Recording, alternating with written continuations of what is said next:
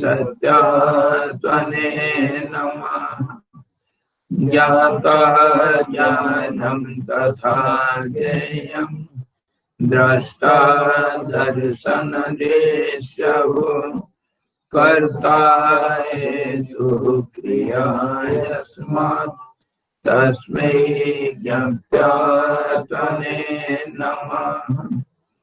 स्फुरन्ति श्रीकरा यस्मात् आनन्दस्यांवरे वनौ सर्वेषां जीवनं तस्मै ब्रह्मानन्दात्मने नमः।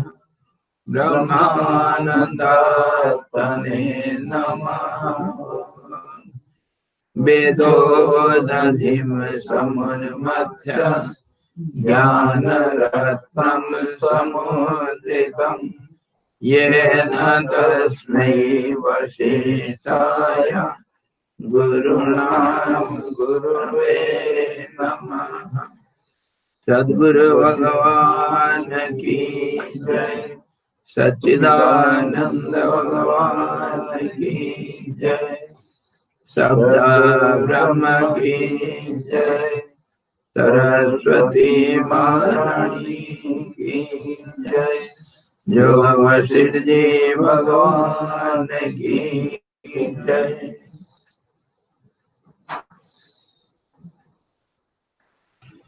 Hari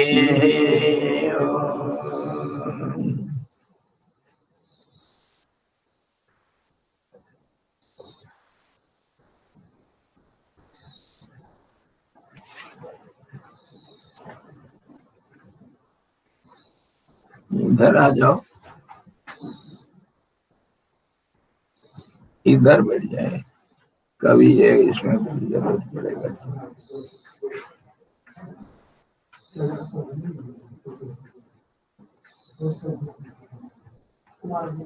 ready for fight. Fire fire. आक्रमण। कल हम क्या देखे थे?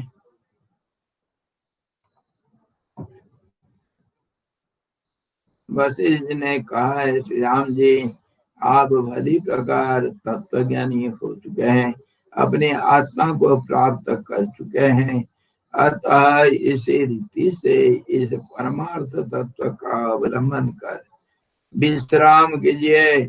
इसको ये तुच्छ संसार में आस्था मत कीजिए। तुच्छ इसीलिए संसार की ये क्षणस्थायी है। अगर कुछ दिखता है सुख का कारण, वो एक पल के लिए, इसलिए तुच्छ है। उसमें उपाय बतलाते हैं। उपाय सारा कल हम विचार किए हैं, आज रिपीट। हे रघुनंदन, यह संसार रूपी चक्र भ्रमण से तभी रुक जाता है जबकि एकमात्र संकल्प रूपी नाभि का भली प्रकार अवरोध किया जाता है। नाभि मतलब जो केंद्र है, केंद्र के चारों तरफ जैसे ये पहिया एक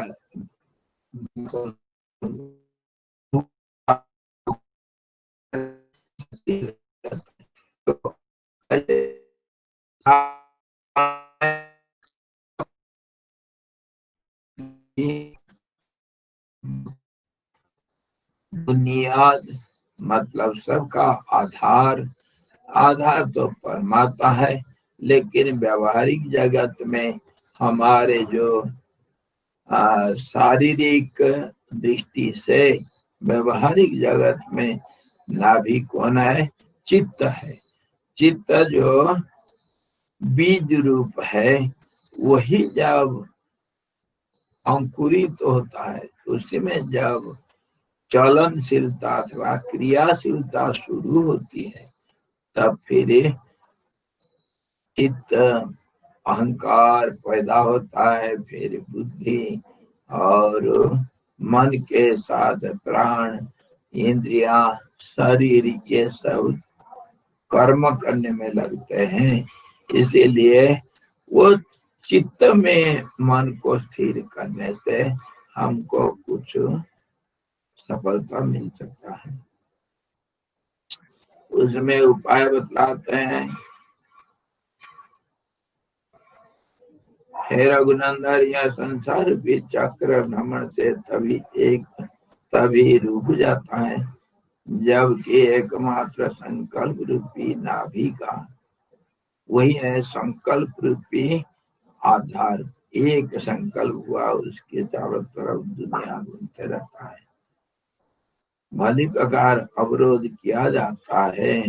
अगर वो संकल्प को हम स्थिर कर दें तो फिर उसके चारों तरफ जो घूमता हुआ पहिया मतलब संसार चक्र है, वो चक्र और नहीं चल पाएगा।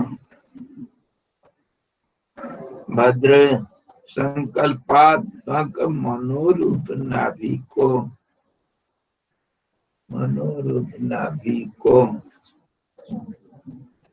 संकल्प मतलब कोई चित्त काम करने लग जाता है तो उसी का हम मन बोलते हैं।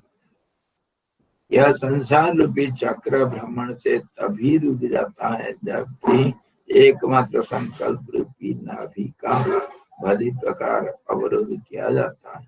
संकल्पात्मक मनोरूप नाभि को राग द्वेष आदि से विक्षोभित भ्रमित यानी नचाए जाने पर यह संसार रूपी चक्र प्रयत्न से रोके जाने पर भी वेग पूर्वक नाचता ही रहता है। अगर वो संकल्प रूपी जो मन है उसमें राग द्वेष पैदा होते हैं। राग द्वेष किसी को ग्रहण करना और किसी को त्याग करना, ये दोनों के ऊपर सारे संसार चक्र चलता रहता है। एक को ग्रहण करना, दूसरे को छोड़ देना। और अगर इसको कंट्रोल किया जाए, बस में कर दिया जाए तो सब कुछ स्थिर हो जाएगा। और ये जब तक स्थिर नहीं हुआ, बस में नहीं हुआ, राग द्वेष अपने बस में जब तक नहीं हुआ, ये विक्षेप को पैदा करता है और भ्रम को भी पैदा करता है। किसको ग्रहण करें, किसको त्याग करें। इस प्रकार संसार रूपी चक्र रोके जाने पर भी वेग पूर्वक चलता रहता है, नाचते रहता है। कितना कोशिश करो कामयाब नहीं मिलती है।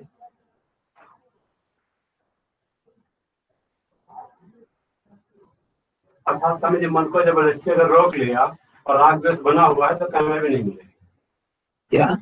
अर्थात अगर मन को जबरदस्ती रोक लिया और राग द्वेष बना हुआ है तो कामयाबी नहीं होगी।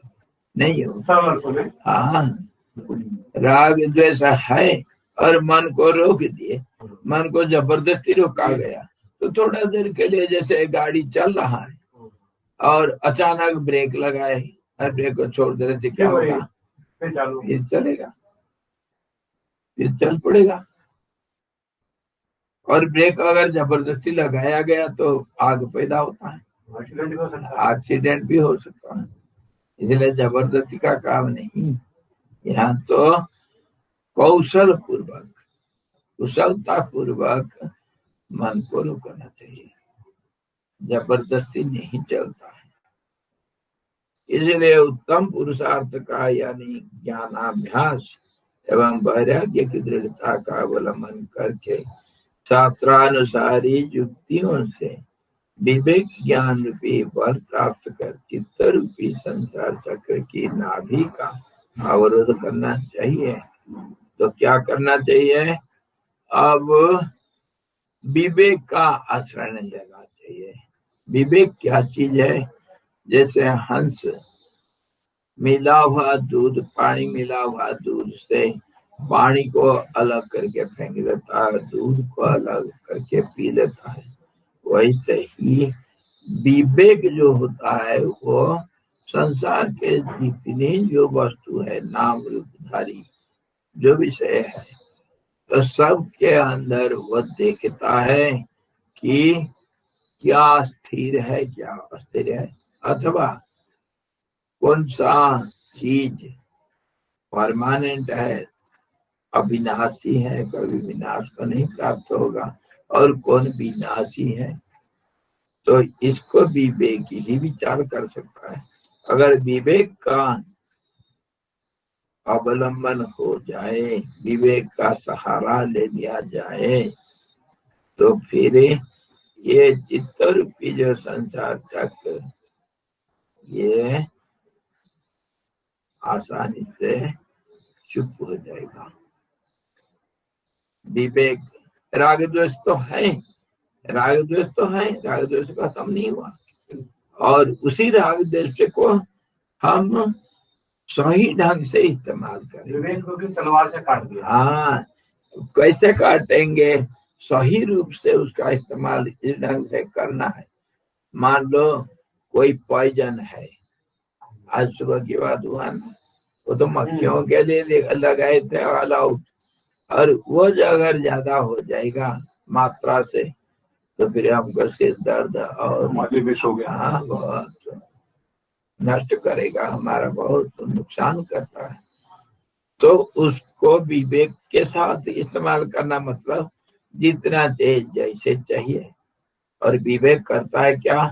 राग द्वेष तो है ना, राग में एक को ग्रहण करेगा, द्वेष में इसको त्याग कर देगा। तो स्थायी को ग्रहण कर लो और अस्थायी को त्याग कर दो। हाँ, नित्य अनित्य, नित्य को ग्रहण करो, अनित्य को त्याग दो। विवेक का सहारा लेकर के अगर आप लड़ाई में जीत नहीं पा रहे हो, तो दूसरे किसका सहारा लेना? तो दो बन जाएंगे, तो दुश्मन अकेला क्या करेगा? जोड़ी को घोड़ी भी सामना नहीं कर सकता, जोड़ी को कहा जाता है। जोड़ा को घोड़ा नहीं कर सकता सामना, घोड़ा इतना तगड़ा है, लेकिन जब एक होगा तो उसको फेंक देगा, कहीं कुछ कर देगा। दो हो जाने से कुछ नहीं करता। देखो ना, बड़े बड़े हाथी और ये जो जिराफ और इन लोगों को अकेला शेर कुछ नहीं कर सकता है, दो हो जाएंगे, कोई सामने से गया, कोई पीछे से पकड़ा, क्या करेगा बेचारा? ये अटैक कैसे करते हैं देखना चाहिए एनिमल प्लैनेट में। दो, तो पहला तो हमारे राग द्वेष दो थे, राग द्वेष से हमारा संसार चक्र कभी नहीं रुकता था, थामने से नहीं थामता, चलता रहता है। जबरदस्ती हमको मना है कुछ करना, अच्छा तो कुछ कौशल हम लेंगे, कुछ तरीका हम ढूंढेंगे, तरीका ढूंढेंगे तो दूसरे का सहारा लेगा। विवेक क्या चीज है? विवेक एक बुद्धि की सूक्ष्म और पवित्र बुद्धि का एक स्वरूप है, जहाँ सिर्फ दो ही चीज करता है, वो एक को ग्रहण करता है, दूसरे को त्याग करता है। राग द्वेष उसी में खड़ा है, सिर्फ दो के बीच में करेगा वो, और सबके बीच में नहीं करेगा विवेक। और करेगा क्या? सबको दो हिस्सा में बांट दिया, और वो दो हिस्सा क्या हुआ? सारे दुनिया को बांट दिया दो में, एक तो स्थिर, एक अस्थिर। जो स्थिर है उसको अविनाशी बोलते हैं, और अस्थिर को हम क्षर अथवा विनाशी, क्षण भंगुर इत्यादि इत्यादि नाम से बोलते हैं। और स्थिर जो है वो ग्रहण योग्य है, अस्थिर जो विनाशी है, हाथ में लेते ही वो खत्म हो जाता है, तो उसको क्या करना? उसको त्याग देना। ये जो ग्रहण त्याग मन के द्वारा होता है, इस प्रकार उसका नाम विवेक है। तो विवेक का सहारा लेना चाहिए। और ये किसको ग्रहण करेगा, किसको त्याग करेगा? विवेक। हर विषय के अंदर दो चीजों है, हर विषय के अंदर। एक तो ऊपरी नाम रूप है, नाम रूप को त्याग कर देगा, वो बदलते जाता है, नष्ट हो रहा है। पर अंदर जो रस है, जो रस है, वो जो सत्य चित्त आनंद है, तीनों वो एक ही में दिखता है, वो उसको वो ग्रहण कर लेता है। आम मिल गया आपको, एक आम का छिलका निकाल के फेंक दो और रस को चूस लो। यही करता विवेक। विवेक का काम यही है। हरिओम स्वामी जी। हाँ जी। आप डेली लाइफ का कोई एग्जांपल इसको बता सकते हो कि मतलब जो भी आपने विवेक के बारे में अभी बताया कि स्थिर को अपनाओ और अस्थिर को छोड़ दो, तो ये हम जो हमारे डेली रूटीन लाइफ में कोई एग्जांपल ऐसे आप बताएंगे तो ज्यादा समझ में आएगा। हरिओम। व्यवहारिक जिंदगी में हम हर चीज को ग्रहण के साथ व्यवहार कर सकते हैं। व्यवहारिक जिंदगी में मैं उदाहरण दिया ना, यही बात तो मैं बार बार करता हूँ, मैं जो बोलता हूँ उसको सुनो ध्यान से। व्यवहारिक जिंदगी में तो बता ही आना, आम खाना है, केला खाना है। केला खा रहे हो तो छिलका नाम रूप को फेंक दो, रसो वैसा, रस जो अंदर का है उसको ग्रहण करो। अच्छा, ये तो खाने पीने की बात। जैसे हम भोजन करते हैं, डंठल आ गया है, उसको निकाल के फेंक देते हैं, अपने आप निकाल के फेंक देते हैं। लौकी, बुढ़ा लौकी था, उसका बीज भी आ गया, उसको कोई खाता है क्या? निकाल के फेंक देते हैं। और जो रस जो चाहिए उसको खा लेते हैं। अच्छा, ये तो खाने पीने के बारे में हुआ। कपड़ा लत्ता पहनना है, गंदा कपड़ा कोई पहनता है क्या? हर चीज में अच्छा बुरा और ग्रहणीय और अग्रहणीय दोनों को हम विवेक से विचार करते हैं। आज मेरा जन्मदिन है, आज नया कपड़ा पहनूंगा। मंदिर में जाना है, तिलक लगाओ और धुला हुआ कपड़ा पहन करके जाएंगे, गंदा कपड़ा पहन कर नहीं जाना है।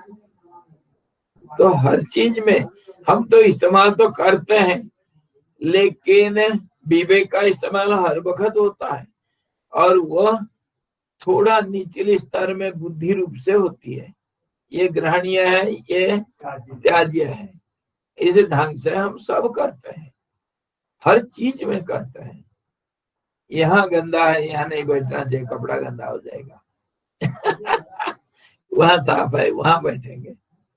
अरे ये कुर्सी में नहीं बैठना चाहिए, इधर पानी देखो, बारिश में पानी जमा हुआ है, ये इसमें, ये कुर्सी में नहीं, दूसरे सूखा कुर्सी में बैठेंगे। हर वक्त हम विचार करते हैं, पर ये जो विचार है ये असली विवेक नहीं है। विवेक का निचले स्तर का जो शुद्ध बुद्धि है, वो विचार ऐसा करके ग्रहण और त्याग करते रहता है। उसके अंदर अगर विवेक को लाना, तो हर चीज में, जैसे मान लो क्षणस्थायी और क्षण भंगुर, और जो परमानेंट जो हमेशा रहेगा, इसी को तो अभी विचार कर रहे थे। बाहर से हम नाम रूप के साथ तो व्यवहार तो करना है। जब बाजार में जाते हैं तो फल खरीदने के लिए गए, तो क्या कोई वो दुकानदार कोई ऐसा बोलता है कि मुझे केला नाम रूप रहित केला दो? ऐसा तो कोई नहीं कहता है कि छिलका निकाल के केला दो, कोई नहीं कहता। व्यवहार में सबको ग्रहण करके फिर जब उसका स्वाद लेना, उसका उपयोग करना, उपभोग करना है, उस समय हम साधारण चीज में त्याज्य वस्तु नाम रूप को त्याग देते हैं और रस जो अंदर वाला रस को ग्रहण करते हैं हर चीज में। हम हमेशा, जैसे मान लो किताब पढ़ रहे हैं, किताब में त्याज्य क्या और ग्रहणीय क्या होता है। सूची पत्र को हमेशा थोड़ी देखता है कोई कंटेंट और वो जो पहला पेज या आखिरी पेज उसको कोई थोड़ी देखता है, हमेशा नहीं देखते हैं। वो कौन प्रिंट क्या है, कहाँ से आया, उसका एक बार देख कर फिर छोड़ देते हैं और विषय के ऊपर चलते हैं। और जैसे अभी हम निर्वाण प्रकरण का पूर्वार्ध और 29वां सर्ग का वो 7वां श्लोक पढ़ रहे हैं। तो 7वां श्लोक में गए तो छठा को तो त्याग दिए ना। स्कूल में विद्यार्थी लोग छठे कक्षा में जो पढ़ रहे हैं वो छठे को त्याग करके फिर 7वीं में जाते हैं। हर चीज में हम ग्रहण त्याग करते हैं, लेकिन इसके अंदर जो परमानेंट होता है, मान लो कोई विद्यार्थी अभी छठे में पढ़ रहा है, परीक्षा देगा, बढ़िया नंबर मिल गया उसको प्रमोशन मिलेगा कहाँ, 7वीं में। तो छठे से वो क्या छठे को पूरा छोड़ दिया? तो भैया स्वामी जी उसी बेस पे तो आगे बढ़ा। जो ज्ञान छठे में था वो 7वीं का आधार बन गया। हाँ, वो रस को लिया, ज्ञान उसका, हाँ जी, पुस्तक को छोड़ दिया, अंदर की माल जो ज्ञान को रख लिया और बाहर किताब को फेंक दिया। हर चीज में हम करते हैं लेकिन होश नहीं है हमको। करते हैं तो वही, अगर जो एमए कर लिया अभी, क्या वो पहला कक्षा से एमए तक जितना किताब था उसको ढो ढो करके घूमता है। उसका जो रस है, ज्ञान है, उससे जितना ज्ञान प्राप्त किया वो तो परमानेंट है। और ये परमानेंट इम्परमानेंट जो है, जो स्थायी और अस्थायी, ये भी रिलेटिव दुनिया में, व्यवहारिक दुनिया में इसमें भी भेद है। कोई ज्यादा देर तक स्थायी और कोई क्षण स्थायी है। जो ज्यादा देर तक स्थायी है उसको हम ग्रहण करते हैं, है ना। हम जो नाम रखा गया हमारा वो स्थायी हो गया, वो तो पूरे जीवन में रहा। हाँ, और जो ज्ञान हमको स्कूल कॉलेज से मिला वो तो जिंदगी भर साथ रहा, जिंदगी भर, वो कहीं छोड़ नहीं सकते। वही रस है जो परमानेंट है। पर ये ज्ञान भी, स्कूल कॉलेज का ये ज्ञान, किताब का ज्ञान हमारा हमेशा के लिए दीर्घस्थायी, मतलब पूरा अनंत काल तक नहीं रहेगा। ये बदलता रहता है, इसका परिमार्जन होता रहता है कि नहीं। मैं पहले सोच रहा था जहाँ सूरज उदय होता है वहीं पूरब है। पहले सोच रहा था, बचपन से मेरे को यही कहा गया कि जहाँ सूरज उदय होता है ना वही पूरब है, और उस तरफ को मुंह करके अगर खड़ा रहोगे तो दाहिना में तुम्हारा दक्षिण दिशा आएगा, और जो बाएं तरफ होगा वो उत्तर दिशा होगा, और जो सामने तो पूरब, पीठी के तरफ पश्चिम होगा। यही हमको पहले सिखाया गया, पढ़ाया गया, सिखाया गया। और अब थोड़ा उसको जब हम मन अभी बहुत परिपक्व हो चुका है, उसको जब विचार करते हैं हम, अरे पूर्व ये थोड़ी तो होता है। सूरज उदय तो कहाँ होता है? वो क्षितिज में। जहां तुम हो वो क्षितिज को देखना है। वहां पर अगर आप एक जगह पर स्थिर है तो पूरब स्थिर रहेगा, और आप अगर पूर्व दिशा में आगे बढ़ते हो वो पूरब भी बढ़ते जाएगा आगे आगे। जो कल पश्चिम था आज वह पूरा भी हो जाएगा। धरती गोल है, दुनिया गोल। अगर तुम पूर्व दिशा में चलते रहोगे, जो तुम्हारे पश्चिम था वहां फिर आकर के पहुंच जाओगे। जहां से यात्रा शुरू किया था वहीं आकर के पहुंच जाते। क्यों? धरती गोल है करके। इसीलिए पश्चिम भी पूरब बन जाता है, पूरब पश्चिम जाता हो जाता है। सूरज उदय होता है अक्षांश और द्राघिमा के अनुसार, मतलब लंगीट्यूड और आटीट्यूड, लंगीट्यूड और आटीट्यूड, लैटीट्यूड, इसके इसको देखने से और उत्तरायण और दक्षिणायन को देखने से पूरा पश्चिम बदल जाता है। तो हम एक जगह को हम पूरब नहीं कह सकते हैं। अच्छा, इस ढंग से हम विश्लेषण करते रहते हैं तो अर्थ बदल जाता है। व्यवहार में हम इतना विश्लेषण नहीं करते हैं, करना चाहिए। यही तो व्यवहार जगत को सुधारना और इसको परिमार्जन करना, मतलब इसका शोधन करना, सफाई करना, तभी शुद्धता का नाम सूक्ष्मता भी है और एकता भी है और परम केंद्र के नजदीक पना भी है और परमात्मा के नजदीक पना भी है। साधना में अग्रगति भी है, इसी को कहते हैं।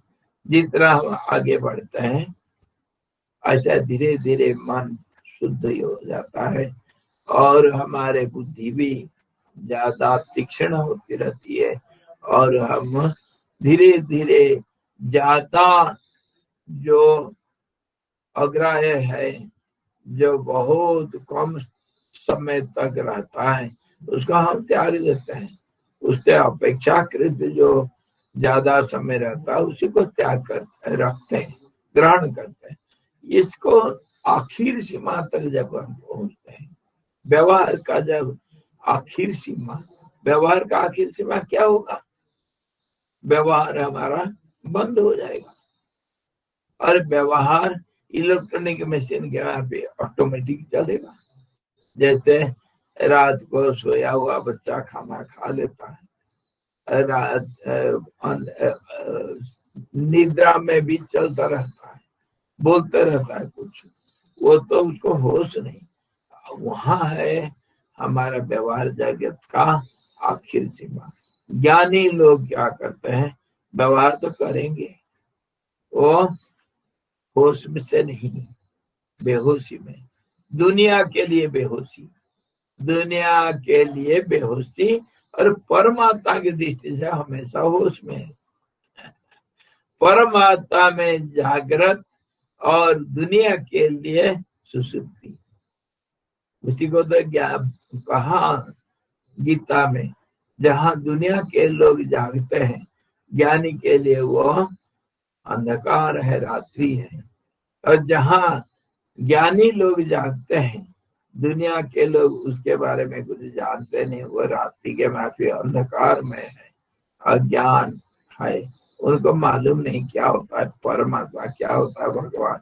एक नाम सुने भगवान है, भगवान करके हाथ जोड़ देते हैं।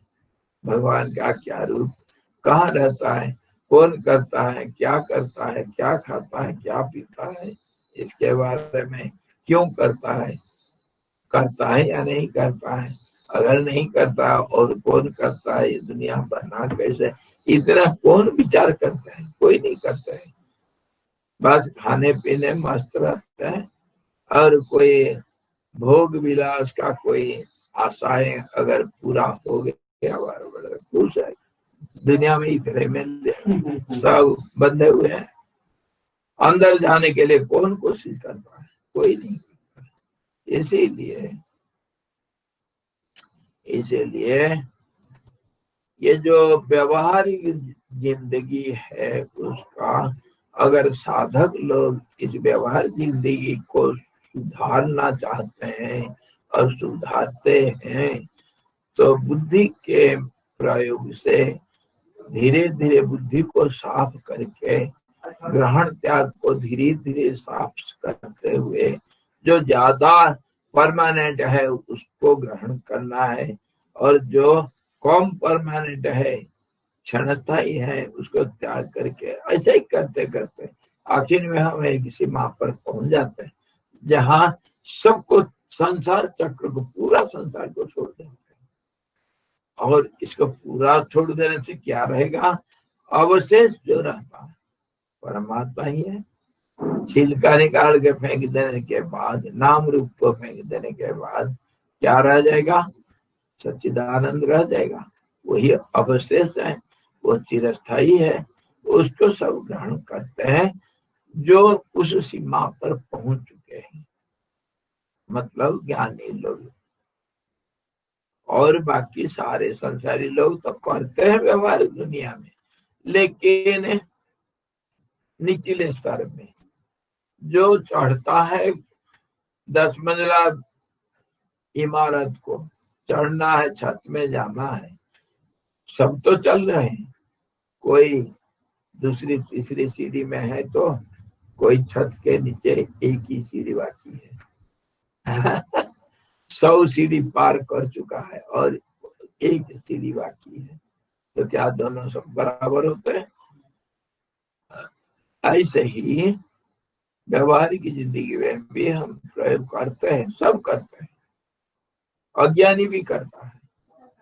ये बहुत तेज है, मिर्ची बहुत हो गया, इसको मैं नहीं खा सकता, छोड़ देते हैं ना बच्चे। ये कड़वा है जी, मैं नहीं खाता हूँ। मम्मी ये करेला मैं नहीं खाता ये तो सब करते हैं, लेकिन ये तो बहुत नीचे व्यवहारिक जिंदगी में, स्थूल जिंदगी में है ये। लेकिन ये जो ग्रहण त्याग, इसके ऊपर सारा संसार चक्र चल रहा है, इसको बंद करना है। बंद करने के लिए विवेक का आश्रय लेने के लिए कह रहा है। विवेक का आश्रय मतलब हर चीज में बाहर से भले ग्रहण कर लिया, अंदर से नहीं करना। और मैं उपभोक्ता हूँ और मैं करता हूँ, ये भावना को त्याग देने से बाहर बाहर सब फीका पड़ जाएगा।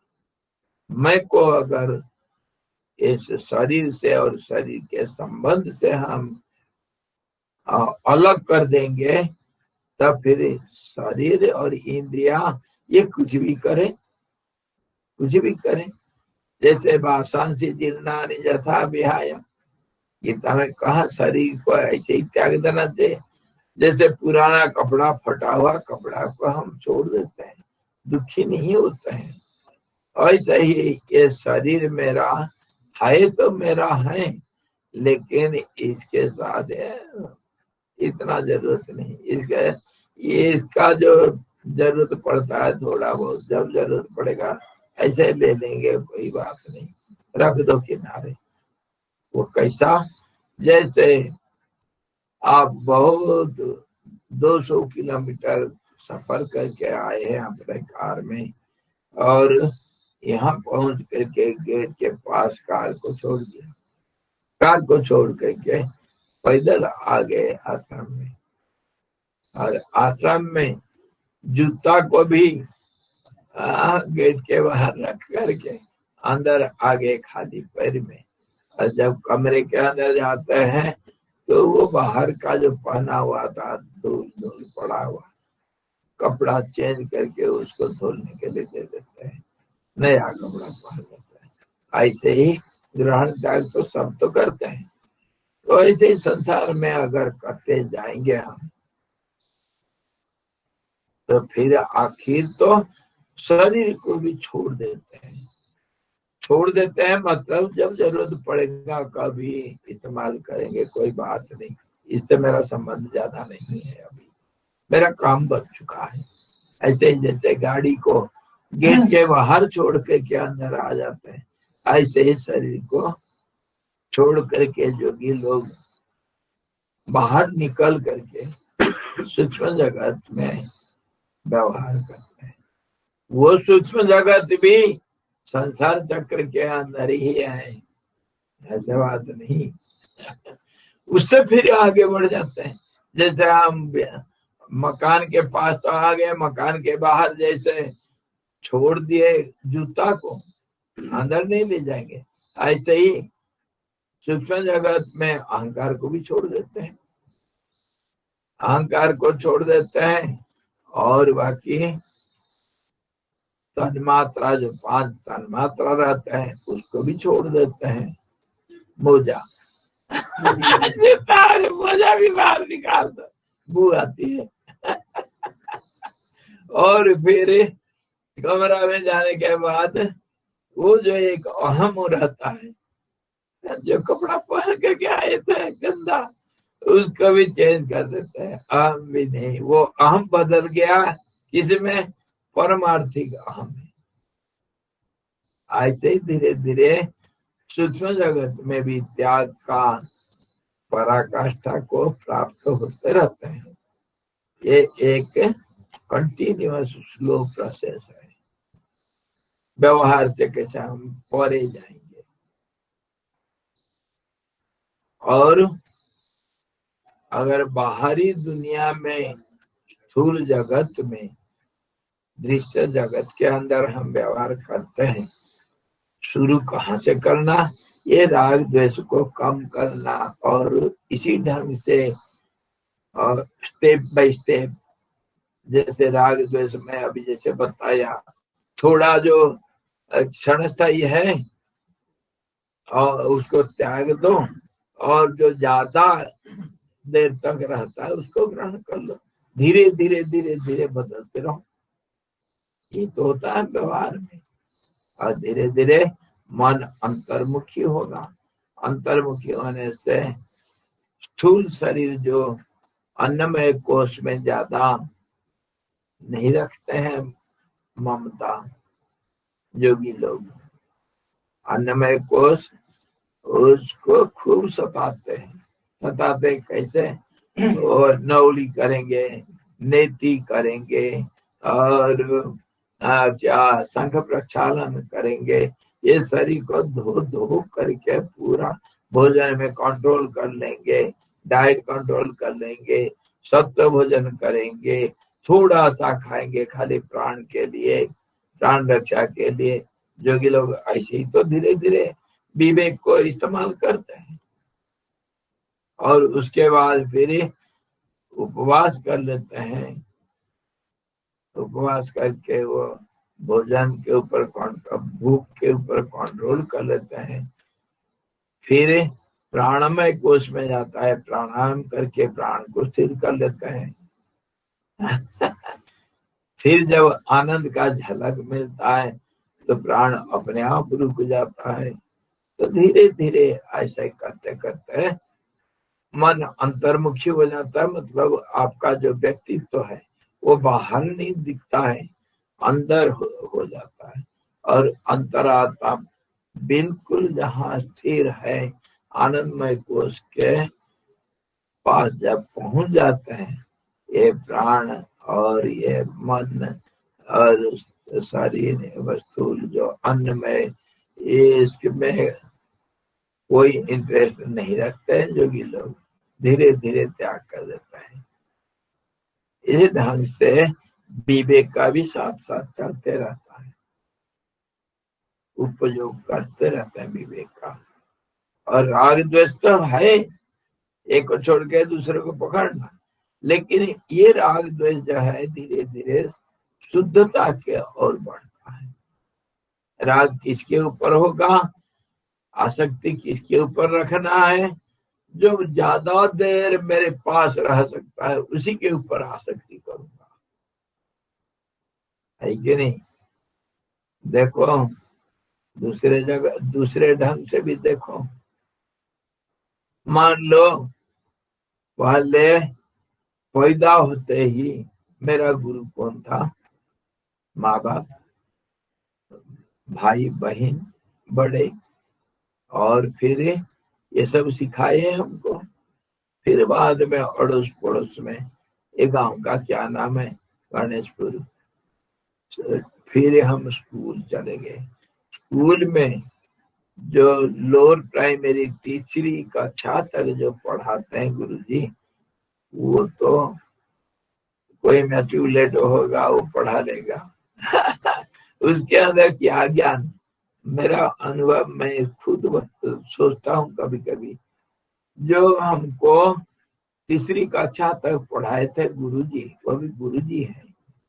कितना प्यार और कितना मतलब अपनापना, वो बहुत कुछ सिखाए थे।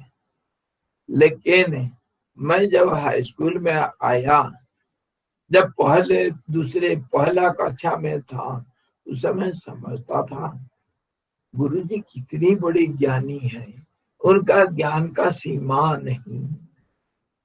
हाँ, इतनी पढ़े लिखे, कुछ भी पूछो वो जवाब देते हैं, उत्तर देते हैं। और बच्चा कितना पूछ सकता है, उसका पूछने का भी सीमा होता है। तो गुरुजी बड़े भारी ज्ञानी थे। और जब हाई स्कूल पास कर लिया, तब देखा कभी वो गुरुजी कभी मिलते हैं, नमस्कार तो करता। फिर मैं सोचता हूँ कि अरे इनका ज्ञान कुछ नहीं है, तो कुछ नहीं जानते। क्या कहते हैं, एक कहावत है, नो नॉलेज विदाउट कॉलेज, ऐसे ही कुछ कहावत है। जब कॉलेज जाएगा, उधर क्या सारे विश्वविद्यालय नाम रखा है, और बहुत सारे चीजों को देखना पड़ता है, सीखना पड़ता है, सीखता है आदमी। स्टूडेंट जो है कहाँ कहाँ की बातें, विज्ञान और इतिहास, दुनिया का इतिहास और संस्कृति का कैसे बदलाव होता है, समय कौन सा है, बहुत सारे चीजें जो हाई स्कूल में पढ़ा रहे थे जो टीचर, उनका ज्ञान हमारे बराबर हो गया। पहले तो इतना था, अरे जो सवाल करो वो उत्तर देते हैं, ज्ञान का अपार भंडार, ऐसा सोच रहे थे। और जब कॉलेज में आए, अरे वो क्या जानते हैं क्या कल के बच्चे। तुलना, तो यही तो तुलना करते हैं, कंपैरेटिव दुनिया है, रिलेटिव दुनिया है। और मैं जब कॉलेज वगैरह छोड़ करके जब साधु बन गया, और अभी ये पढ़ करके थोड़ा कुछ समझ में आता है। कभी पहले कभी मैं गया था, अपने जन्म स्थान गया था, वहां पर जो कॉलेज के प्रोफेसर लोग आकर के मेरे पैर छू रहे। पहले तो बहुत बुरा मानते थे, देखो ये लड़का अपना जिंदगी बर्बाद कर दिया, कहीं चला गया, घर द्वार छोड़ करके, बहुत बुरा मानते थे। बाद में मैं जब जाकर के 10-15 साल के बाद जब पहुंचता हूँ, जाता हूँ मैं प्रोफेसर और अपने प्रिंसिपल लोगों को मिलने के लिए, क्योंकि पूर्व स्मृति जागता है। जाकर के जब मिलता हूँ, लोग पैर में पड़ते हैं, उनके आंख से आंसू बहना देखा मैं, और बोलते हैं बेटा तू अच्छा किया, हम इस बंधन में पड़े हुए हैं। गले लगाते हैं। मैं उनका पैर छुआ, क्यों? गुरु गुरु रूप है, गुरु के साथ अद्वैत व्यवहार नहीं होता है। मैं उनका पैर छू रहा हूँ, एक सम्मान, क्योंकि ज्ञान का जब एक ऊर्ध्वगति हो रहा था, बीच में तो ये लोग मेरा ज्ञान को सपोर्ट दिए, उन्हीं के बदौलत में आज ये समझने के लिए सक्षम हुआ। तो मेरे अंदर तो उनके प्रति पूरा सम्मान है, और उनको पैर छू करके नमस्कार किया, पर उनको संकोच लग रहा है। हाँ भाई, ये तो महात्मा बन गया, अरे इनके चरण भूल लगा, मेरे चरण छुए, मैं उनका चरण छुआ, वो मेरे चरण छू करके गले लगा करे बोलते हैं बेटा तुम बहुत अच्छा किया, आज हम समझ रहे हैं। उस समय हम नहीं समझ रहे थे। तो कहने का मतलब अभी मेरे को लगता है वो लोग जानते क्या क्या जानते हैं, एक शब्द का अर्थ भी नहीं जानते हैं, जो उस समय मेरे लिए ज्ञान का अपार भंडार थे। तो ऐसे ही ग्रहण त्याग होता रहता है। और जब ये बुद्धि को, मेरी बुद्धि को मैं छोड़ देता हूँ, जब देखता हूँ मेरे को लगता है धिक्कार इस बुद्धि के लिए है। क्या जानता है मैं, क्या जानता हूँ। कभी दूसरे जो बड़े बड़े संत महात्माओं के साथ अपना मन ही मन कभी जब तुलना करते हैं, अरे यार लगता है साधु कहना के लायक मैं नहीं हूँ, धिक्कार मेरे को, जिंदगी बिता दिया क्या मिला तेरे को है? मतलब यही ही हम बुद्धि को आगे सूक्ष्म, तीक्ष्ण और पवित्र बनाते रहते हैं। जो ज्यादा ज्ञान को धारण कर सकता है व्यवहारिक ज्ञान, और परमार्थिक ज्ञान भी बुद्धि में, शुद्ध बुद्धि में देखने के लिए मिलता है। लेकिन वह परमार्थिक ज्ञान भी पूरा नहीं है। और जब बुद्धि स्थिर जब तक नहीं हुआ, चित्त जब तक नष्ट नहीं हुआ, तब तक ये ज्ञान किसी काम का नहीं, किसी काम का नहीं। शर्म लगता है कुछ बोलने के लिए कि क्या बोल रहा है यार, पागल क्या बोलते हो, ये कोई बोलने की चीज है? ये तो सब झूठ के अंदर झूठ। ये थोड़ा साफ झूठ है। ये झूठ तो है पर थोड़ा सफेद झूठ है, काला झूठ और सफेद झूठ, ऐसे ही है, ऐसे ही है। जब तक पूर्ण रूप से मन, बुद्धि और प्राण सब स्थिरता में दृढ़ भूमिका निभाते नहीं, तब तक ये सारे दुनिया का विवेक जात, जो दुनिया के जो विवेक से पैदा हुआ ज्ञान, वो किसी ही काम का नहीं। लेकिन काम का है। आखिर ऊपर से, ऊपर दृष्टि से तो ये किसी काम का नहीं, पर निचली दृष्टि से तो बहुत काम का है। हाँ जी, छठे में जो पढ़ रहा है उसके लिए मैट्रिकुलेशन का किताब तो बहुत कुछ बोलता है, लेकिन मैट्रिक में जो चला गया उसके लिए छठे का किताब कोई काम का नहीं, मुंह भर दिखाएंगे, चनाचुर खाएंगे, यही काम का है। ऐसे ही दुनिया, और धीरे धीरे इसी को जीवन का एवोल्यूशन प्रोसेस बोलते हैं हम इसको। जो अध्यात्म मार्ग में और ज्ञान मार्ग में ये जो प्रगति, यही जिंदगी में देखा जाता है, व्यवहारिक जिंदगी में, सबके जिंदगी में होता है। तो हाँ, विवेक इसी ढंग से प्रयोग करना है। और ये विवेक तो सबके पास है थोड़ा बहुत, लेकिन परिमार्जित विवेक चाहिए, है कि नहीं? क्रम है, सब चीज ऑल ऑफ ए सडन कुछ नहीं है, सब क्रम से होता है। और ये कहा, जब ग्रहण त्याग को हम, राग द्वेष को हम संसार के दृष्टि से जब तक पूर्ण रूप से त्याग नहीं किए, पूर्ण रूप से इसके परे नहीं गए, तब तक संसार चक्र चलते रहेगा, इससे छुटकारा नहीं मिल सकता है।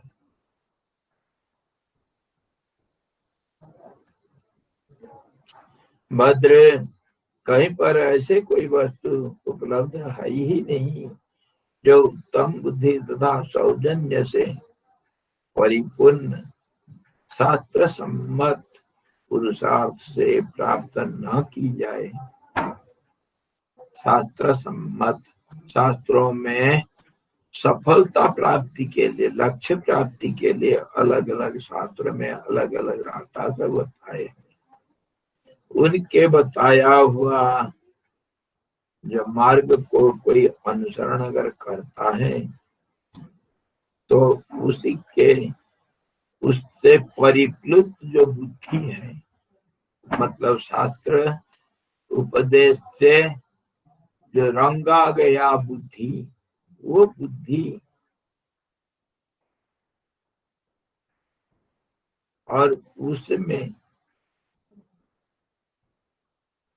जो विवेक पूरी तरह बैठ चुका है, सूक्ष्म तीक्ष्ण पवित्र बुद्धि में जहाँ विवेक विराज रहा है, वहाँ उस विवेक के जरिया से दुनिया में ऐसा कोई वस्तु नहीं जिसको साधक प्राप्त नहीं कर सकता है।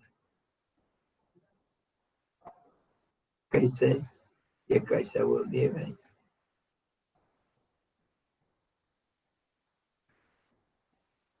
इसको ये खाली अकेले नहीं बोले, तुलसीदास क्या बोले? बोले सुमति कुमति सब कहीं रबसई, निगमागम सब शास्त्र कहीं। ऐसे ही बोलते हैं सारे शास्त्र एक है, सबके अंदर दो पहलू, बुद्धि का दो पहलू, एक तो उत्तम बुद्धि और एक निकृष्ट बुद्धि, उसको कुमति कहते हैं। और जो उत्कृष्ट बुद्धि परिमार्जित साफ साफ क्या हुआ बुद्धि है, उसको सुमति कहते हैं। तो ये दोनों तो सबके अंदर है, सुमति और कुमति, मतलब पॉजिटिव और नेगेटिव, ये तो सबके अंदर होगा क्योंकि व्यवहारिक दुनिया है। तो इसमें जहाँ सुमति तहाँ संपत्ति नामा, जहाँ कुमति तहाँ विपत्ति निदाना। विपत्तियों का ढेर है जहाँ कुमति है, और जहाँ सुमति है वो संपत्ति का घर बन जाता है। तो सब कुछ चीज तुमको उपलब्ध होगा। और ये सुमति का स्वरूप कैसा है? सुमति उसको कहते हैं जो लक्ष्य प्राप्ति में सहायक हो। लक्ष्य भी दो किस्म के, एक नकारात्मक लक्ष्य होता है जो संसार में लक्ष्य के रख करके तो चलते हैं। हमारा टारगेट है इस साल कितना बजट, इस साल $5 बिलियन। तो ये भी तो सांसारिक एक टारगेट हुआ ना। तो वो टारगेट को पाने के लिए सब योजना बनता है लक्ष्य प्राप्ति के लिए, वो एक है। और दूसरे तरफ दूसरे किस्म का योजना बनता है और लक्ष्य को प्राप्ति करने के लिए एक कुछ हम बनाते हैं, अपना लक्ष्य ये है। और उसको पाने के लिए इसको जो सहायता देता है उसको सुमति कहते हैं, और इसके विरुद्ध कुमति है जो संसार में फंसाना, उसको कुमति कहते हैं। जो संसार से निकाल लेता है उसको सुमति कहते हैं। अच्छा, और दूसरे एंगल से अगर देखेंगे, सुमति उसको कहते हैं जो अपना और दूसरे का हित साधन में मदद करता है। हित क्या हुआ है आपका? अपना हित किसमें है? सुख प्राप्ति, सुख के लिए सब दुनिया करते काम, लेकिन ये सुख वहां फिर विवेक लगाओ। सुख कोई क्षणस्थायी होता है, कोई दीर्घस्थायी होता है। तो जो अति दीर्घस्थायी सुख, जिसको आनंद नाम दिया गया, जिसके बीच में दुख नहीं आएगा, ऐसा सुख जो है उसको प्राप्त करने के लिए जो प्रयास किया जाता है उसको सुमति कहते हैं। सुमति भी अलग अलग फिर हो जाएगा, अर्थ जब समझते जाएंगे।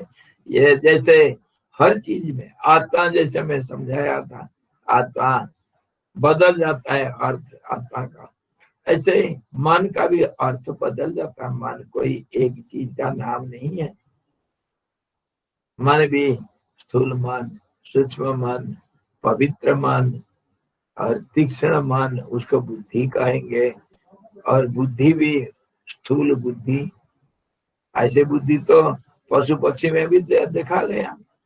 क्या खाना क्या नहीं खाना जानवरों को भी पता है। वो सूंघ करके देख लेते हैं, किसी को छोड़ देते हैं, किसी को खा लेते हैं। तो ऐसा सबके पास सब कुछ है। और स्तर के ऊपर स्तर, अलग अलग स्तर में देखना चाहिए। विवेक भी ऐसे ही है, और ये सुमति का भी ऐसे ही समझना चाहिए। और सचमुच सुमति तो वही है। इसके ऊपर बड़ा सुंदर कहानी, जब भीष्म पितामह जब सरसैया में पड़े हुए थे और शरीर त्याग का समय आ गया, उत्तरायण दक्षिणायन लगभग खत्म, उत्तरायण अभी आना है, मकर संक्रांति आना है। उस समय कभी भगवान श्री कृष्ण जाकर के अकेले जाकर के मिले किससे? भीष्म से। क्योंकि भीष्म उनका अंतरंग भक्त है। जो एक भीष्म, एक अर्जुन, एक कौन विदुर, ये दो चार कोई अंतरंग भक्त जो जानते हैं कृष्ण भगवान को। नहीं तो बाहर से सब, हाँ ये बड़ा तगड़ा है भाई, घी दूध खूब खाया है, इसके साथ छेड़खानी नहीं करना, ऐसे ही जाते हैं सब। तो जब जाकर के खड़े होते हैं भीष्म जी को नमस्कार करते हैं। क्यों नमस्कार करते हैं? क्यों? बड़े वृद्ध है, अमानी मान दहमानी, मान देने में पक्के हैं। तो इस ढंग से जब नमस्कार किए, भीष्म पितामह कहते हैं, वासुदेव आप मुझे क्या नमस्कार करते हैं? मैं अक्षम हूँ आपका चरण धूल लेने के लिए। मैं सरसैया में पड़ा हूँ, मैं शरीर से असमर्थ हूँ। जैसे भी होगा आप दर्शन दिए, बहुत अच्छा किए। आखिर समय में क्या होता है? प्रयाण काले तुम सामने हो और गाता यही मैं तन नाथ तेजू, बंसी बजाते मन को लुभाते, गाता यही मैं तन नाथ तेजू, गोविंद दामोदर माधवेती। भगवान आकर के सामने खड़े और भीष्म पितामह बहुत खुश हो गए। हे भगवान, आप मेरे मन के जानते हैं, इसीलिए आखिर समय में आप दर्शन दिए हैं। बहुत बहुत बहुत बहुत बहुत शुक्रिया। हे भगवान, आप भक्तवत्सल हैं, बहुत स्तुति किए। तो फिर आखिर भीष्म का स्तुति बड़ा सुंदर स्तुति है, ज्ञानपूर्ण।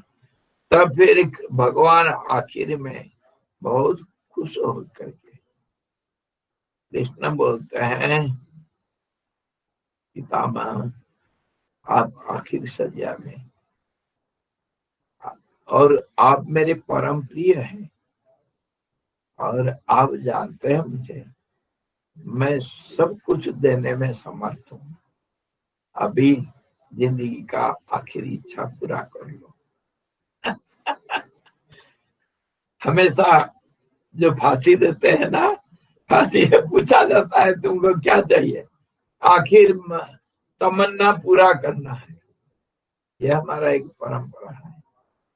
तो फिर पूछते हैं तुम्हारा आखिर इच्छा क्या है, बोलो, मैं तुमको अवश्य दूंगा।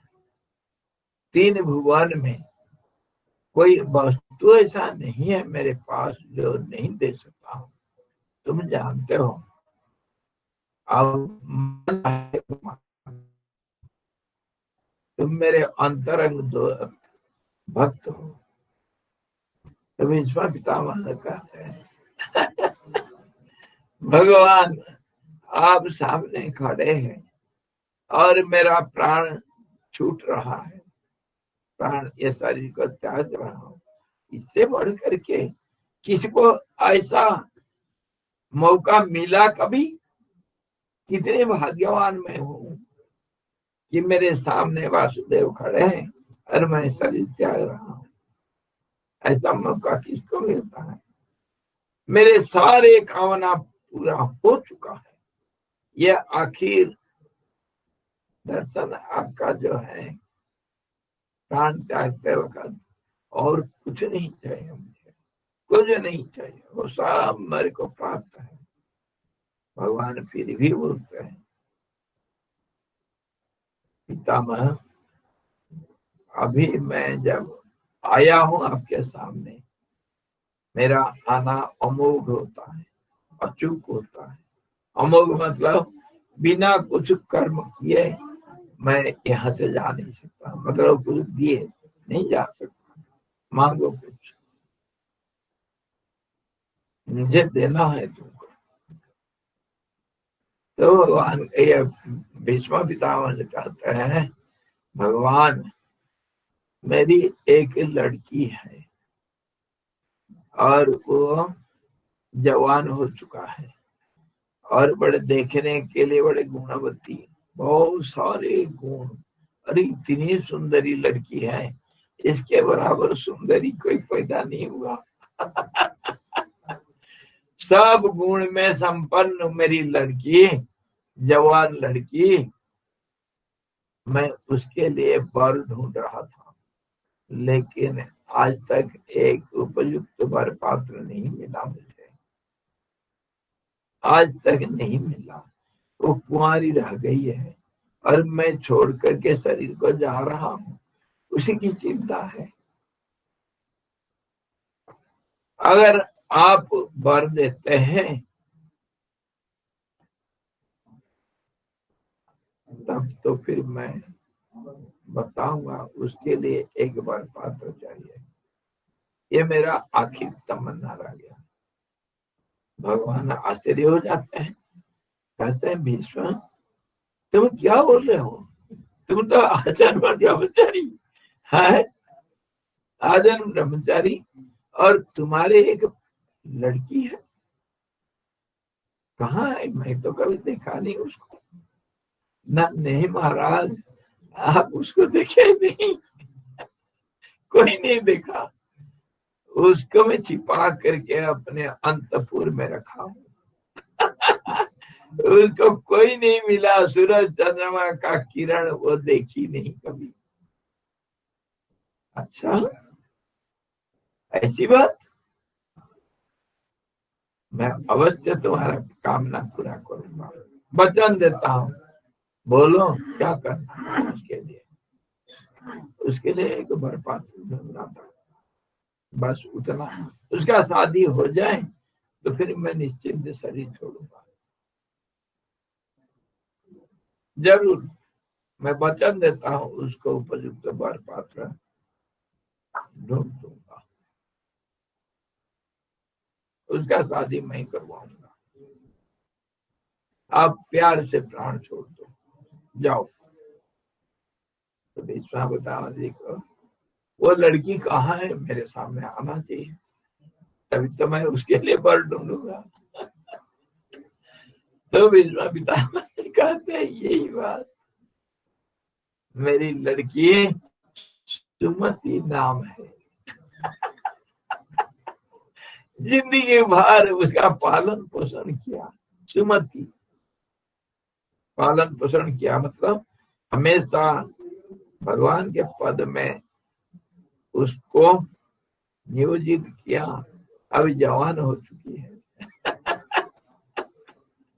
अब उसके शादी करने का टाइम आ चुका है, और उसके लिए आपके बिना और कौन हो सकता है बर्बाद। उसको स्वीकार कर लो अपने चरण में, अपने चरण में स्वीकार कर लो, ताकि वो आपका चरण रूपी जो गृह है उसको छोड़कर और कहीं ना जाए। बड़ी सती है, सब गुण में परिपूर्ण, बड़ी सुंदरी है, इसको स्वीकार कर लो। समझ में आया? मेरे मन आपके चरण में सदा के लिए लीन हो जाओगे, यही बात, उसका नाम सुमति। विश्व पितामह जी का लड़की सुमति, पत्नी नहीं बोल सकते लड़की है। जहां सुमति तहां संपत्ति नाम। तो ये सब मैं क्यों बोल रहा हूँ? ये विवेक इसी का नाम है, जो परमात्मा को पहचान लिया और दुनिया को छोड़ दिया। ग्रहण त्याग इसी का नाम, महात्याग और महाभोक्ता उसी को कहते हैं। जब परमात्मा का आनंद को भोग कर रहा है, उसके बाद और कौन सा चीज रह जाएगा भोग करने के लिए। तो इस प्रकार मन को विवेक का सहारा लेकर के फिर चित्त का विनाश करके परमानंद को प्राप्त करना, ये उनका कहना तरीका ये है, ये तरीका है। इसलिए बाल बुद्धि से कल्पित एकमात्र दैवी पराधीनता का परित्याग कर और असली प्रयत्न का आश्रयण कर सबसे पहले पुरुष को अपने चित्त का निरोध करना चाहिए। साधक को चित्त का निरोध करना, चित्त का विनाश का। निरोध और विनाश में अंतर है। निरोध मतलब स्थिर करना, और विनाश मतलब पूरा जला करके खाक बना देना, नष्ट कर देना। तो उसका निरोध करना चाहिए पहले। हे अनाग, ब्रह्मा जी से लेकर चले आ रहे इस अज्ञान रूपी विभ्रम से यह असद रूपी ही प्रपंच सदा सा प्रतीत हो रहा है। जो प्रपंच पांच भूतों से मिलावटी करके जो बनाया गया दुनिया संसार, ये असत है। असत मतलब ये क्षण स्थायी, क्षण भंगुर है, और अज्ञान के कारण इसको हम सत्य रूप से मान लेते हैं, सही यही है संसार। लेकिन यह अज्ञान को इसी ढंग से परिमार्जित करना, मतलब सफाई करना इसका, और विवेक का आश्रय लेकर के साधक को क्या करना चाहिए? ये संसार रूपी जो चक्र को त्याग कर देना चाहिए धीरे धीरे। हे पाप शून्य राघव, एकमात्र अज्ञान रूपी भ्रम से विस्तार को प्राप्त हुए इस दृश्य जगत के आकार रूप से संकल्प से उत्पन्न हुआ शरीर यहाँ जत्र तत्र घूम रहे हैं। देखो कितने शरीर सब घूम रहे हैं। ये सब संकल्प से चलते फिरते हैं। संकल्प ही तुम्हारे रिमोट है। मान लो एक बच्चा चारों तरफ से 10 छोटा बड़ा ट्रक और कार और बस वगैरह खिलौना, और उसमें सब में सेल लगा हुआ है, उसको चारों तरफ कर रखा है और अपना रिमोट लेकर के सबको इधर उधर घुमाता है, आनंद ले रहा है। ऐसे ही परमात्मा देखो कितने शरीरों को, कितने प्राणी सब अलग अलग जीव अलग अलग प्राणियों को चलाते फिराते। वो सूत्रधार के यहाँ पे जो क्या कहते हैं, वो कठपुतली को नचाने वाला, कितनी कठपुतली है, उस सबको अकेला वो धागा से नचाता रहता है। ऐसे ही भ्रामयन सर्वभूतानि यंत्रारूढ़ानि मायया, ये यंत्र ये चक्र है,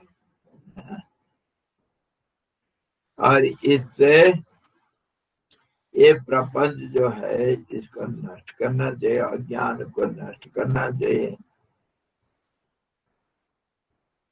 और देखो यहाँ जहां तहां देखो ये आकार प्राप्त हुआ, ये शरीरधारी ये सब खिलौने कैसे घूम रहे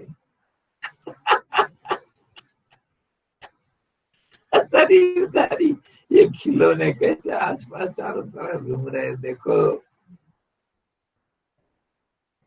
मैं इंसान हूँ, मैं सूरज चंद्रमा को अपने हाथ मुट्ठी में कर लूंगा। आधुनिक विज्ञान क्या नहीं करता है, मंगल में जा करके खरीदेंगे जमीन। ये सब सबके पीछे एक वो रिमोट रखा है, करो करो कहीं कहीं कुछ करो।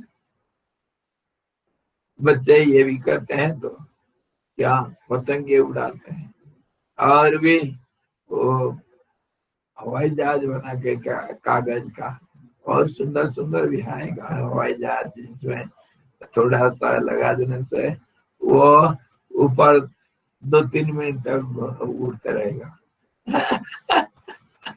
ये फिर आखिर क्या होगा, जमीन तो गिरेगा। और एक किस्म का खिलौना बच्चे ज्यादा खिलते हैं, जंगली बच्चे ज्यादा, क्योंकि जंगल के पास इनका घर होता है, यहाँ वो नहीं मिलता है। भौरा के वहां भी एक कीड़ा होता है, कीड़ा भौरा के वहां भी, भौरा से और बड़ा होता है, और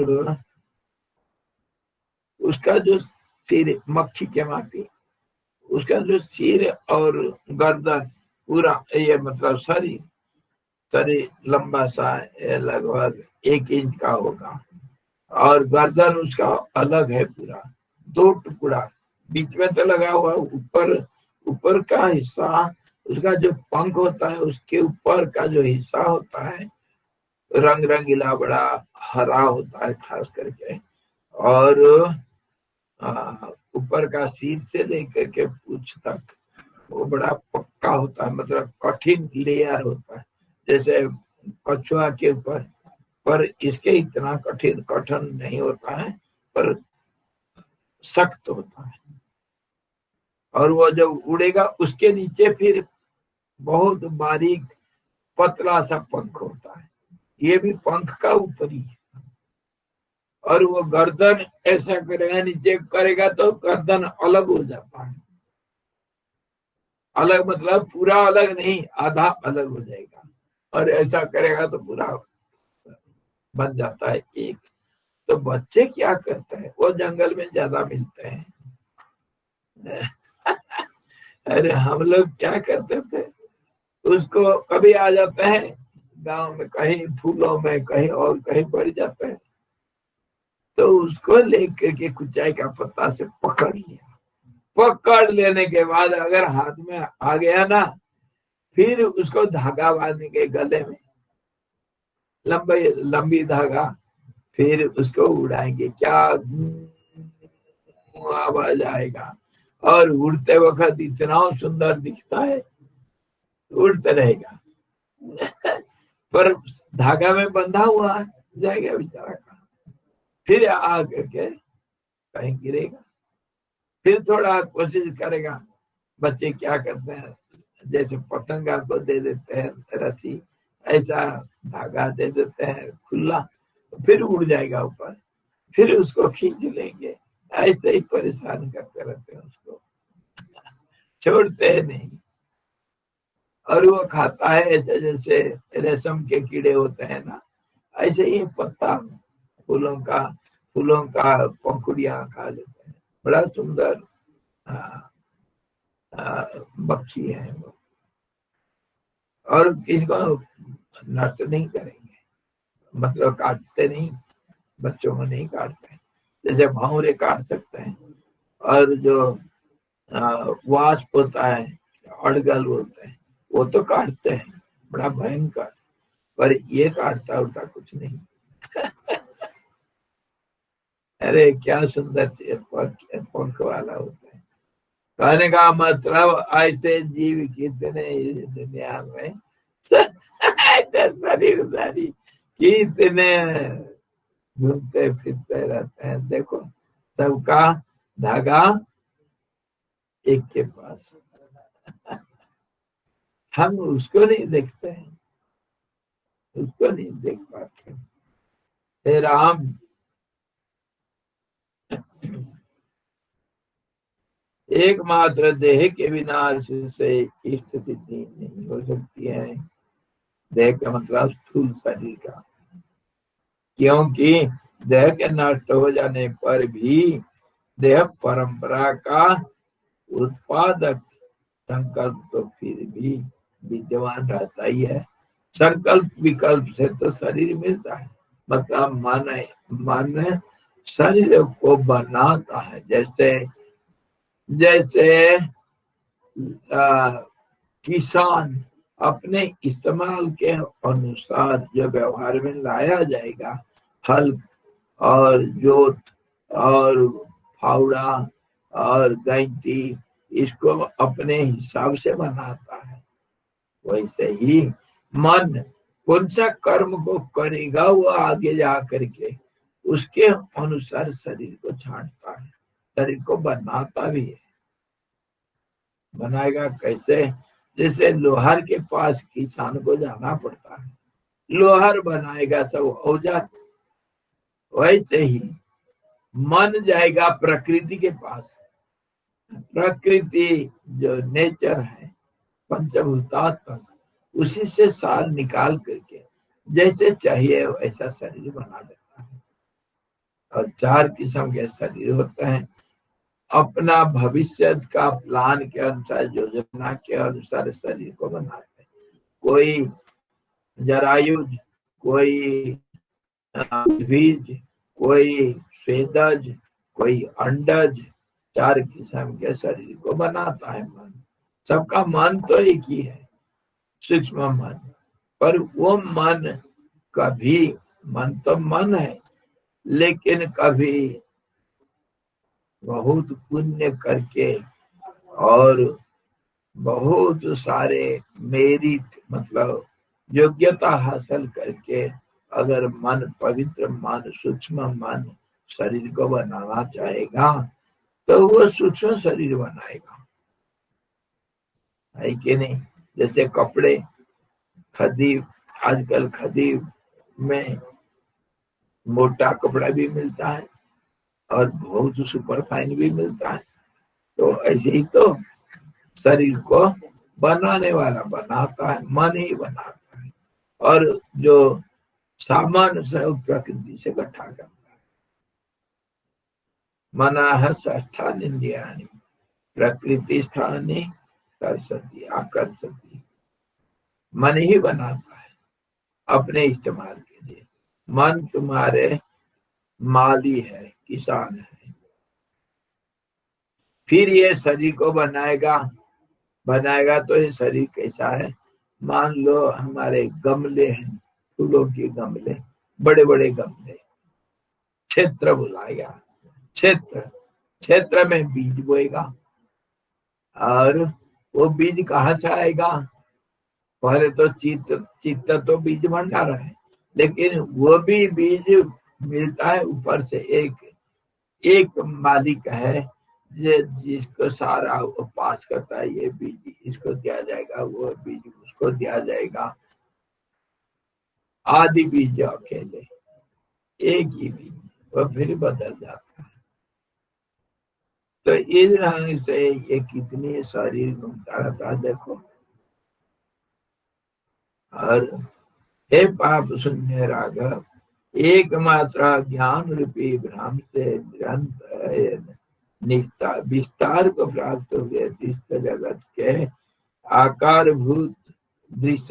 के आकारभूत संकल्प से उत्पन्न शरीर जो हुआ, यहाँ जत्र तत्र घूम रहे हैं, जहां तहां देखो कितने शरीर घूम रहे हैं। हे श्री राम जी, एक मात्र देह के विनाश से इष्ट सिद्धि नहीं हो सकती, क्योंकि देह के नष्ट हो जाने पर देह परंपरा का तो उत्पादक संकल्प तो स्थिर विद्यमान रहते हैं। मतलब संकल्प वो जो मन तो रहेगा, इसलिए शरीर नष्ट हो जाने से क्या होता है? उससे कुछ नहीं बनेगा काम। मन को मारो, हाँ, मन को मारना चाहिए। और इसीलिए बुद्धिमान पुरुष को देह के लिए सुख दुख की चिंता कभी नहीं करनी चाहिए। शरीर का हानि और शरीर का लाभ में जो बुद्धिमान है वो सुखी दुखी नहीं होते हैं। ये जो किंतु संकल्पोच्छेद के लिए ही प्रयत्न करना चाहिए। संकल्प का उच्छेद करना मतलब अच्छी तरह काट करके फेंकना। असंग शस्त्रेण दृढ़ेन चित्वा, असंग शस्त्र से, वही असंग। अभी यही बात कर रहा है कि राग द्वेष राग द्वेष दोनों को छोड़ दो, आसक्ति किसी में नहीं रखना। और उसी से ये संकल्प रूपी जो पेड़ है उसका वैराग्य काट सकते हो। श्री राम जी दुख से सदा मलिन मुख तथा अश्रु आदि से निरंतर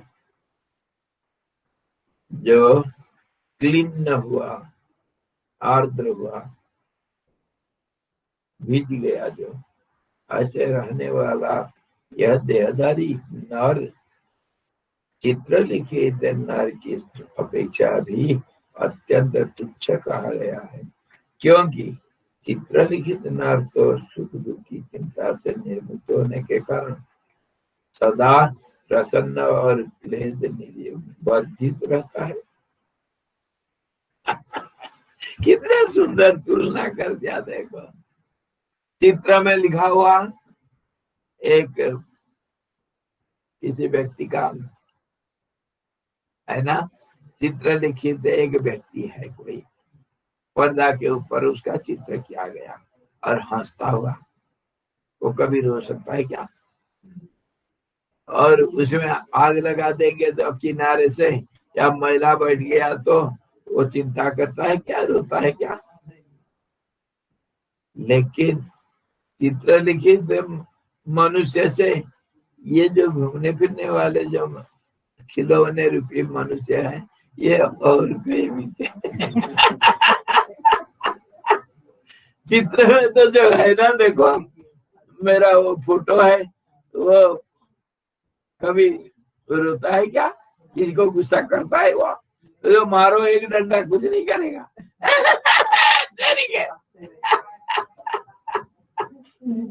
कितना सुंदर उदाहरण दिया। और इसी उदाहरण को दूसरी जगह पर देते हैं। मंदिर में भगवान को पूजा क्यों करना है? और जो घूमने फिरने वाले भगवान, ये मनुष्य पशु पक्षी ये सब, इनको पूजा क्यों नहीं करोगे? वहां तो ये पत्थर का मूर्ति बैठाए हो, उसको क्यों पूजा करना? तो कोई भक्त कहता है वो तो पूजा करना अच्छा है, इन लोग तो पूजा करोगे खट्टा मीठा कुछ खिला दोगे तो बाहर पड़ेगा। अरे वो बेचारा पत्थर का भगवान, वो कभी कंप्लेन नहीं किया कि बहुत मिर्ची हो गया, अरे आज कैसे प्रसाद लाया, नमक नहीं है। ऐसा कभी नहीं कहा मंदिर का जो पत्थर का भगवान।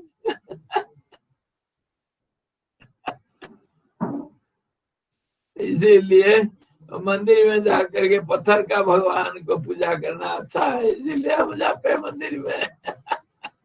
ये जो चलने फिरने वाले भगवान है ना सब, अरे ये तो खतरनाक होता है, ये हर पल में अपने असंतुष्टि जाहिर करते हैं, इसीलिए वहीं जाना चाहिए अच्छा है। ये जो घूमने फिरने वाले सब हैं ये बड़े खतरनाक हैं, ये सबसे गए बीते हैं, किसी काम के नहीं, किसी काम के नहीं, हमेशा कंप्लेन करते रहते हैं, ये नहीं चाहिए वो नहीं चाहिए, ये अच्छा नहीं वो अच्छा नहीं है तेरी।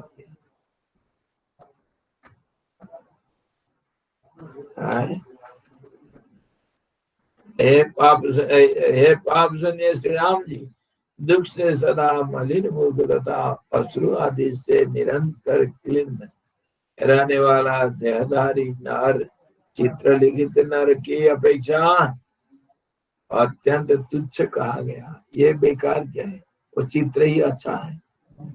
क्यों?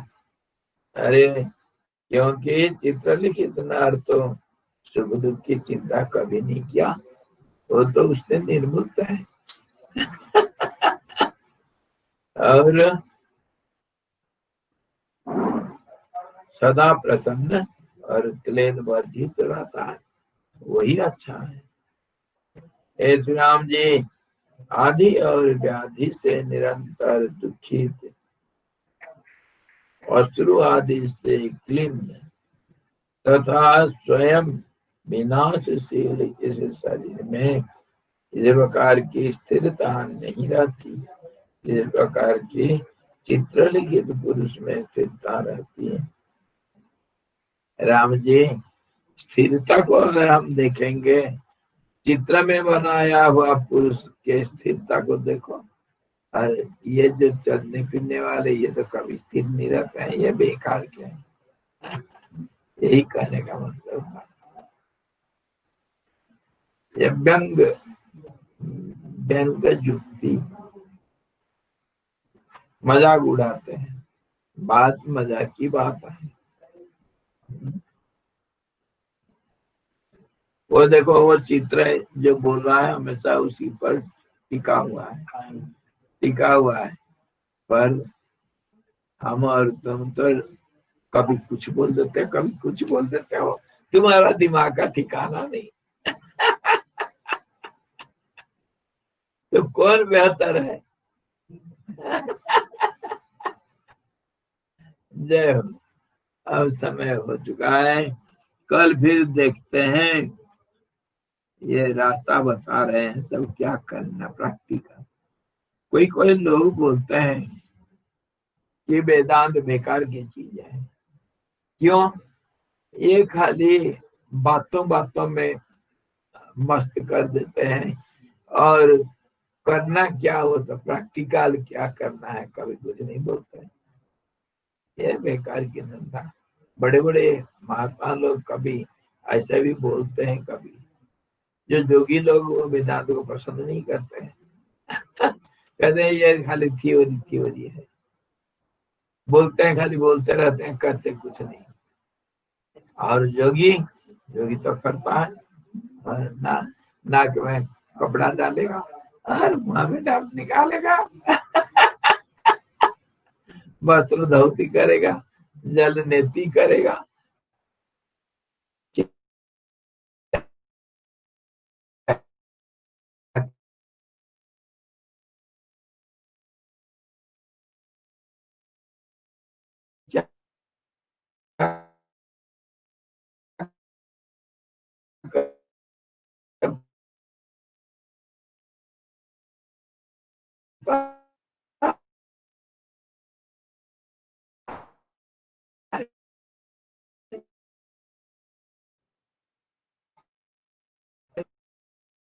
फिर